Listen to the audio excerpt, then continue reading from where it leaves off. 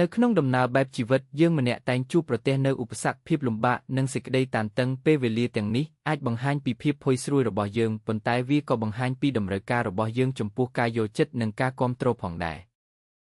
នៅពេលដែលភាពស្ត្រេសចូលមកយើងអាចប្រែប្រួលក្លាយជាមនុស្សខុសពីធម្មតាភាពតានតឹងអាចធ្វើឲ្យយើងបាត់បង់ការអត់ធ្មត់និងបង្ហាញពីផ្នែកដែលយើងមិនចង់ឲ្យអ្នកណាឃើញវាជាគ្រាដ៏លំបាកពិតមែន